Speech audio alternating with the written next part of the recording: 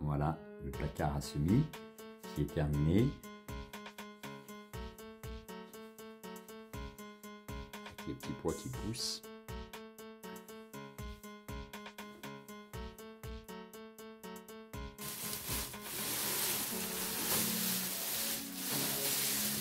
Voilà.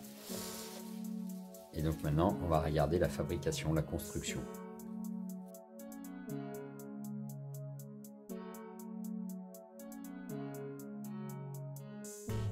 Voilà le début du placard à semis.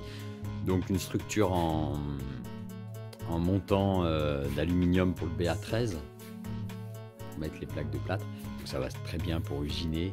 Tout ça c'est usiné avec une disqueuse. Voilà, faire une structure. Là j'ai mis quelques contreventements, un contreventement ici, un contreventement de l'autre côté là-bas. Et puis derrière aussi, hop, là, un contreventement pour pas que ça bouge. Moi je l'ai mis sur roulette pour pouvoir le déplacer.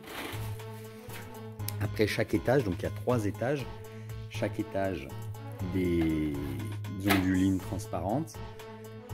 Ça c'est pour quand on arrose les semis, pour que l'eau soit dirigée correctement, que ça ne se mette pas à couler partout. Et là je vais mettre une petite gouttière pour récupérer l'eau. Et donc les plants, ils sont légèrement inclinés comme ça pour que l'eau puisse s'évacuer et couler devant dans des petites gouttières.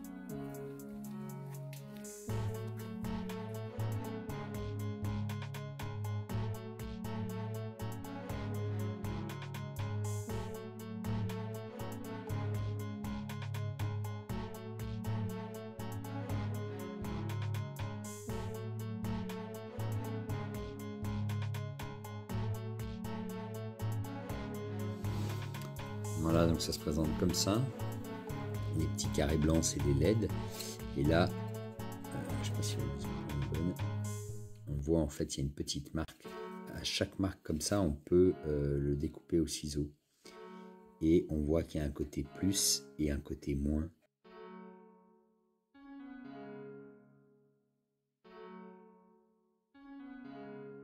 Voilà, donc là j'ai scotché ma bande de LED sur une planche. Mon fil électrique, je l'ai présenté devant les 2 petites connexions en cuivre. J'ai mis le fil noir sur le côté moins, le fil rouge sur le côté plus. Et donc maintenant on va pouvoir le souder avec un fil d'étain brasure tendre étain 50% connexion électronique. Donc on vient faire la soudure.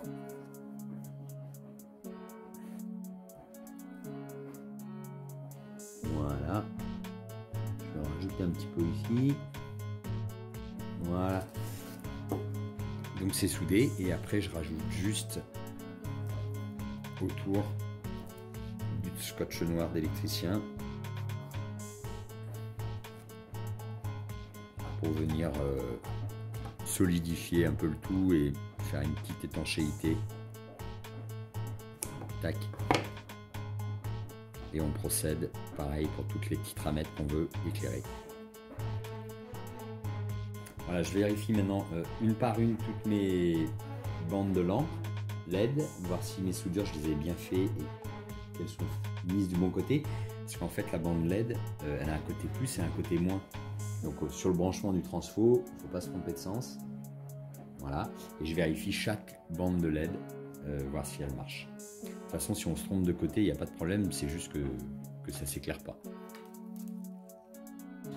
Alors là, j'installe les bandes de LED sur des tasseaux en bois.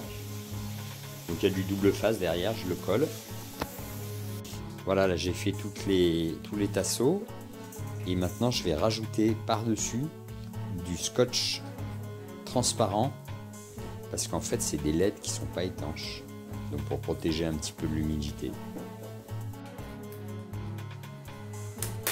L'élan.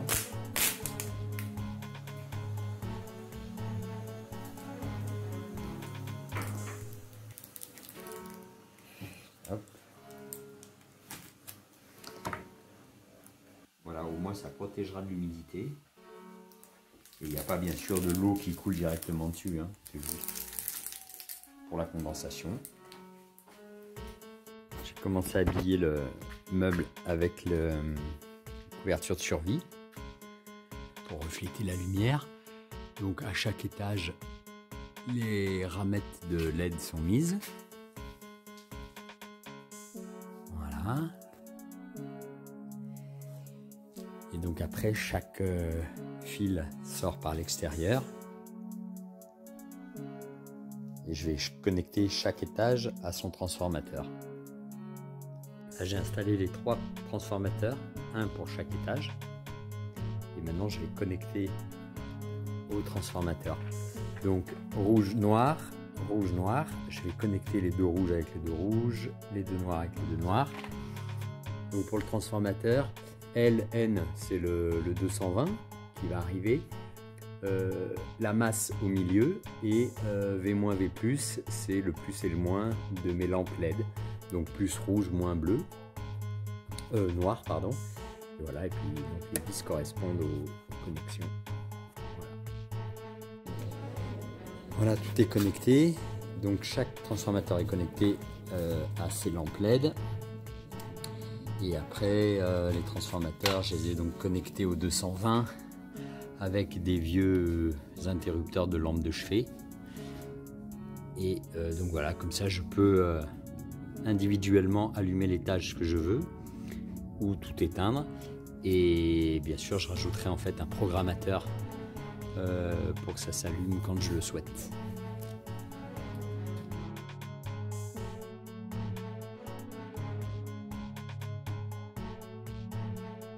Et donc j'ai rajouté un store déroulant, un vieux store déroulant sur lequel j'ai rajouté une couverture sur lui.